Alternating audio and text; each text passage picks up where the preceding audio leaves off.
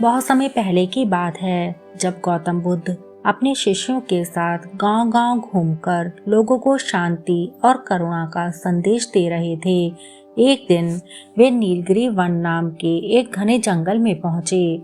जंगल बहुत सुंदर था, लेकिन वहां के लोग एक विशाल हाथी के आतंक से डरे रहते थे। उस हाथी को वह लोग नीलगिरी हाथी कहते थे।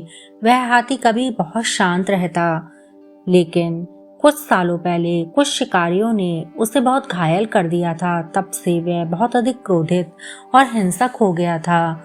वह खेतों को रौंद देता, घरों को तोड़ देता और जहां भी लोग दिखते उन पर हमला कर देता। गांव वाले हर समय उस हाथी के भय में जीते। जब लोगों को पता चला कि गौतम बुद्ध वहां आए हैं तो वह उनके पास पहुंचे और बोले, हे प्रभु, हमें उस हाथी से बचाइए, हम उसकी उपस्थिति में सुरक्षित नहीं हैं। बुद्ध शांत थे। उन्होंने आंखें बंद की और बस इतना कहा, क्रोध में जल रहा प्राणी दया का सबसे अधिक भूखा होता है। शिष्य डर गए। उन्होंने कहा, भगवान, वह हाथी किसी को नहीं छोड़ता, आप वहां मत जाइए। लेकिन बुद्ध मुस्कुराए। वह जंगल की ओर अकेले ही चल पड़े। शिष्य उनका पीछा कर रहे थे। जंगल में सन्नाटा था। अचानक पेड़ों के पीछे से जमीन कांपने लगी। नीलगिरी हाथी गुस्से में दौड़ता हुआ आया। उसकी आंखें लाल थीं और सूंड हवा में लहर रही थी। शिष्य डर के मारे चिल्लाए, भगवान, भाग जाइए।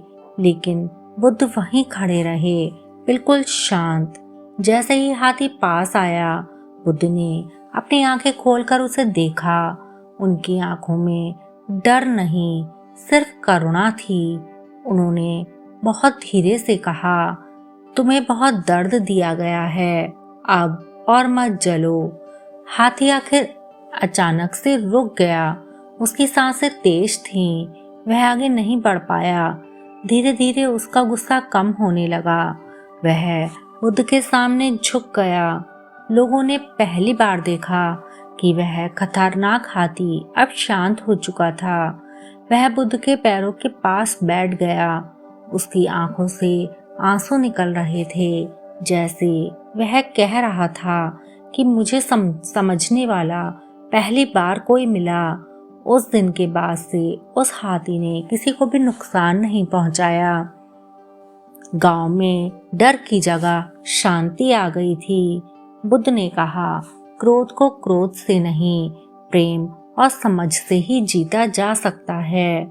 मित्रों, जिसके भीतर शांति होती है वही सबसे बड़े तूफान को भी शांत कर सकता है। अगर आपको यह कहानी पसंद आई हो तो इसे दूसरों के साथ भी ज़रूर साझा करें। और अगर आप हमारे चैनल पे नए हैं तो हमारे चैनल को सब्सक्राइब करना ना भूलें। धन्यवाद।